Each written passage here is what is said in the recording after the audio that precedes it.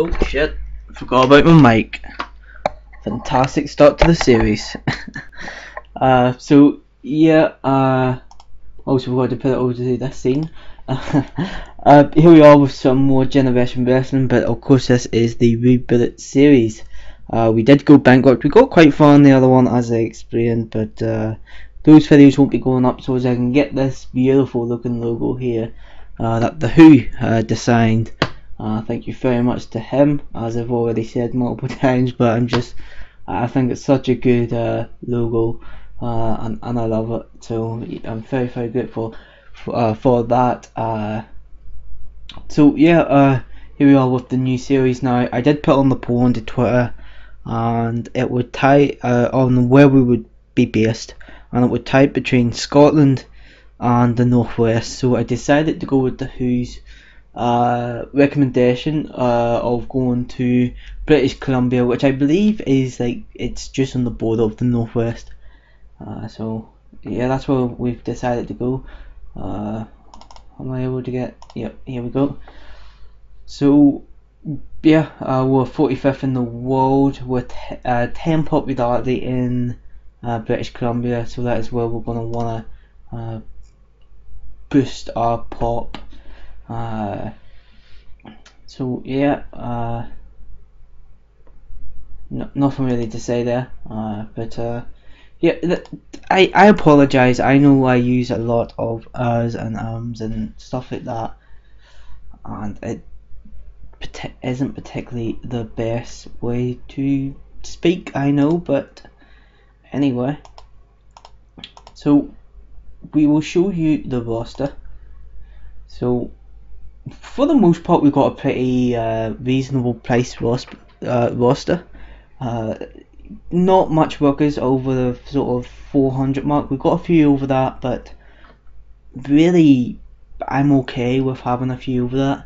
Now, of course, our most expensive worker is Adam Cole at 830. He's also a main eventer, but I'll go over the roster here.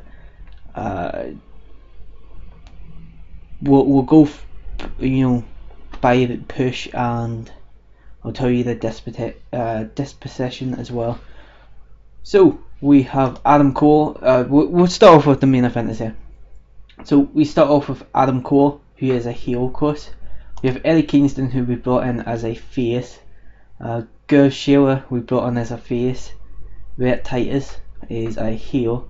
Colin Delaney is a heel, and Harv Shearer is also a face. So this has flipped around actually quite a bit since the last time I looked at it. Of course, that's I just auto pushed there now, and it was maybe like a week ago in the gameplay that I last looked at it. That I last done any auto push. But yeah, anyway, so Jonathan. Now this is the upper mid card.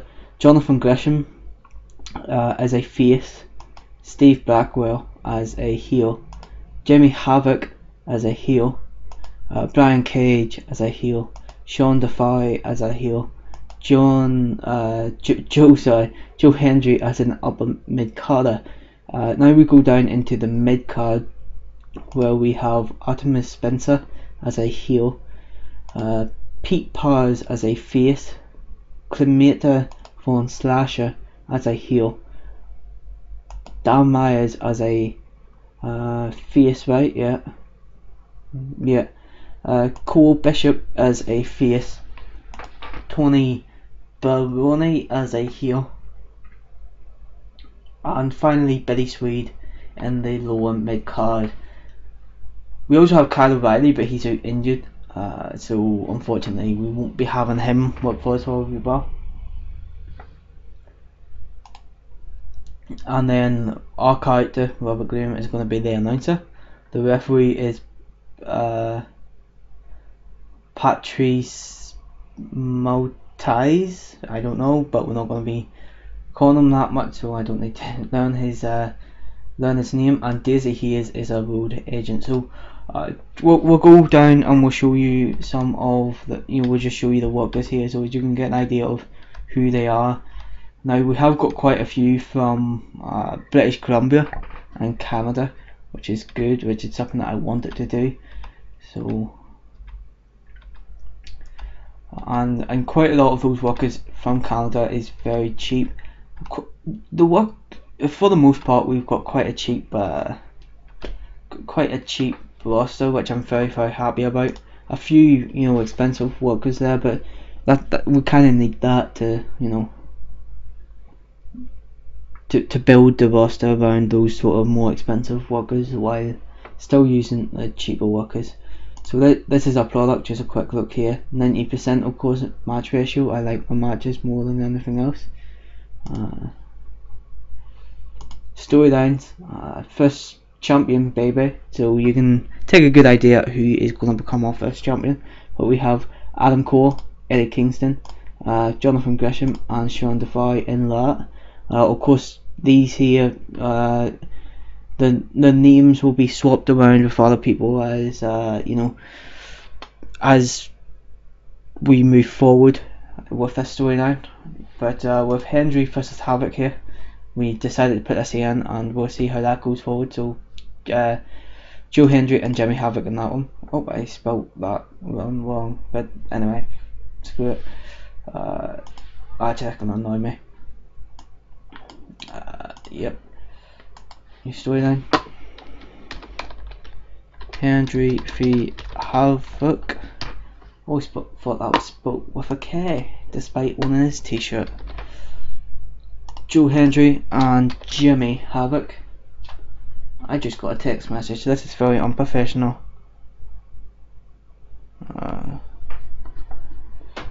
Start that storyline. Yep. So Hendry versus Havoc, and then we have Billy Swede, who will be taking on Colin Delaney. So that is going to be a storyline there. Then we have our titles. So we have the Canadian Cup, which is going to be the same idea of what I wanted to do with the Ulster Cup, but yeah, so it's going to be in November. The winner of that will go on to face the champion at Emergence, the name of our first show, and it will be an annual show. And this tournament will be an 8-man tournament in November on the show called Generation Wrestling Canadian Cup. Then we have the Generation Championship. I like this plate here. I always like the Winged Eagle. So yeah, nothing really more to say about that. We will be crowning that champion soon enough. We will bring in a tag titles soon enough, but not right now. So yeah, teams. Then we can look at the team. So this isn't they want a team, but I thought that they'd look good as a team together. So Cremator form Slasher and Steve Blackwell form Blackwell Slasher. Then we have Hendry and Kyle Riley. I thought it would be interesting to put them in their team. So whenever Kyle Riley comes back, they will be tagging up. The Bollywood Boys, of course. Then the Stallions, which is Artemis Spencer and Tony Baroni. And then TNT is Dan Myers and Pete Paz. So of course these here three are actual tag team. But the actual names. So yeah. I think that's everything that we need to show you. Yeah, because I can't really show you the schedule right now. We do have Generation Wrestling 1 planned for March, because I'm probably going to take a month off and then do another show. I might do a show in February though, depending on how much money we have by then. So we've already got quite a bit of money up. We started off with $2.5 grand, and we have increased by 2.2 thousand, which isn't too bad from mainly sponsorship money, I think. Yeah, sponsors. So we'll go ahead and we will run the show now. We are of course going to be doing the show from British Columbia in a generic venue. So yeah, let's run the show. Yeah. So a video is hyping the main event, which will be Adam Cole taking on Sean Defy, Jonathan Gresham and Eddie Kingston. Really, it just piles a bunch of different clips of their wrestling to hype up the main event. So that's a 10-minute segment there. Not too bad. It kind of, you know, if we could have had a worse start, let's face it. But then we go into Jimmy Havoc, who takes on Joe Hendry here in a bout that had a decent reaction from the crowd, but subpar wrestling. We have Joe Hendry, who defeats Jimmy Havoc in just under 12 minutes by pinfall. Is a fast roll up, which takes Jimmy Havoc by surprise. Jimmy Havoc debuts his old school heel gimmick. Fan favourite gimmick is debuted by Joe Hendry, which is below average. The match got the crowd hot. A 24 in-ring performance by Jimmy Havoc and a 20 for Joe Hendry. Not bad there. No work improvements though, which isn't really ideal. I would like to see more work improvements.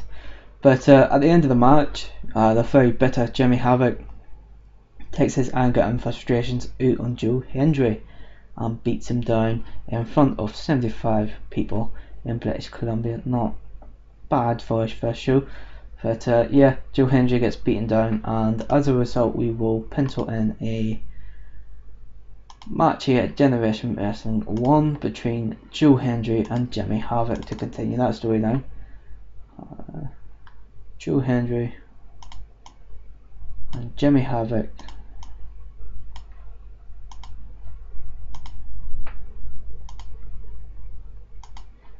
And we'll go into the next segment then, as TNT take on the Stallions in just a terrible match, a bout that had terrible wrestling, non-existent crowd heat. TNT defeats the Stallions in 13 minutes 25 seconds when Dan Myers goes over on Artemis Spencer by pinfall. So yeah, gimmicks are debuted, decent enough. For Pete Power's got a very good, but that's about it. Well, old school heel gimmick here by Tony Barani got a per, unfortunately, and a bout that dragged in the middle, so it was, with a lack of flow being noticeable. This match got the crowd hot. A 12 in-ring performance for Pete Powers, a 13 for Dan Myers, a 8 for Tony Barani, and a 13 for Artemis Spencer. Everybody's improving though in their performance skills, and I hope that as we grow as a company that all these guys can improve and we can keep them on the books. But yeah, we'll go into the next segment here. Billy Swede goes up against Colin Delaney here in a bout that had terrible wrestling and non-existent crowd heat. Billy Swede defeats Colin Delaney in 11 minutes 12 seconds. Given a big babyface pop here for Billy Swede, who gets an initial rating of below average for his old school face gimmick. As planned, the match brought the fans back down. Billy Swede had an in-ring performance of 10 compared to a 23 for Colin Delaney. But then after the match, Billy Swede got heat following his match after injuring Colin Delaney with a botched move. That's a shame, because we have another little segment here where Colin Delaney pretty much challenges Billy Swede to a rematch, and Billy Swede accepts. So that's going to be another match that we will put in for Generation Wrestling 1, which isn't particularly going to be a great match, but it continues the story on. So and as long as we're getting higher than 10 really, then I'm happy enough at the minute anyway. Obviously they'll get to a point where that just won't be good enough. But Billy Swede and Colin Delaney will go one-on-one once again. We'll save that one. We'll close that down. Work improvements, anybody? No work improvements, and that's an 8 there, unfortunately. But I do think that we can improve those ratings as we go on. Next segment though, we see an angle with Adam Cole which takes the rating right up to 43, but that's why we're paying him 800 odd quid an appearance, is because he has the ability to do that. Adam Cole has debuted at Egomaniac gimmick. It got an initial rating of very good. Adam Cole did a masterful job of improvising interactions with the crowd. That's good because that was an unscripted promo here, and pretty much he declares himself as the first ever generation champion. You know, he comes out and he dictates he's going to win tonight, and well, we're just going to have to wait and find out if he sticks to his word. Which, of course, in a 30-minute match, which is fairly good considering, you know, it's been a per night so far. But in a 30-minute match in front of 75 fans, in a bout that had decent reaction from the crowd but subpar wrestling, Adam Cole defeats Eddie Kingston, Sean Defy, and Jonathan Gresham in 19 minutes. Gresham, I guess. In 19 minutes, when Adam Cole defeats Sean Defy by pinfall, and becomes the first ever generation champion.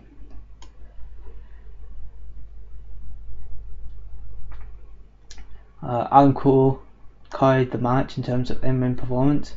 Of course he did, that's why he's getting all the money. That's why he's the highest paid worker. 35 in-ring performance. Then we have a 20, that's for Adam Cole by the way, a 26 for Eddie Kingston, a 22 for Sean Defy, and a 22 for Jonathan Gresham.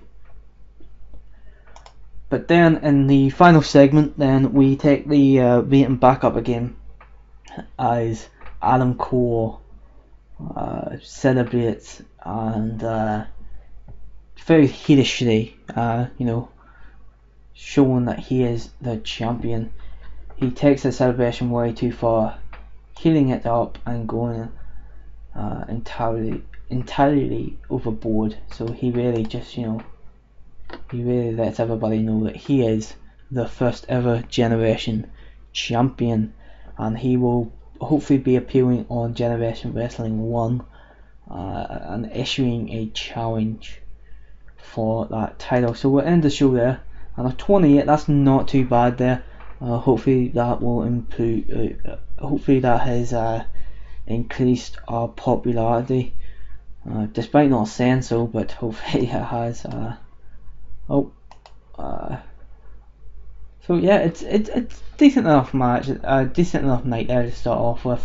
I know like we didn't get the highest ratings in terms of matches and performance, but as we go on, we will improve that, and if those workers not performing to standard, then they will have to leave the company. But that is, you know, in the future when we are getting bigger, we will have to think about doing that. But as for now, we will have to. Adam Cole is being told that he is awesome, because he is. Then we could probably go with, who was the next highest? I think Eddie Kingston had a pretty good performance there, and as did, we'll go with someone else then. Colin Delaney, you really carried your match, didn't you? Complimented on a good performance and find it is a good example, I guess. Make that speech. Adam Cole seemed praised, Eddie Kingston seemed praised, I did Colin Delaney. And that ends the show there, and we'll see how much money we spent on that show. I'd expect we probably spent around the $4 to $5 grand mark, which is fine. We'll get that money back through sponsorships, and for the first night, I think we had to spend that money. We can do cheaper shows going forward, which won't be as good, but I do think that if we keep to this sort of skipping a month, we should be fine, and we'll do all the shows in British Columbia going forward. But I do think that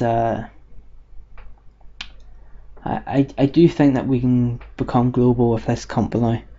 But of course that's a long way away yet, and all we have to do now is focus on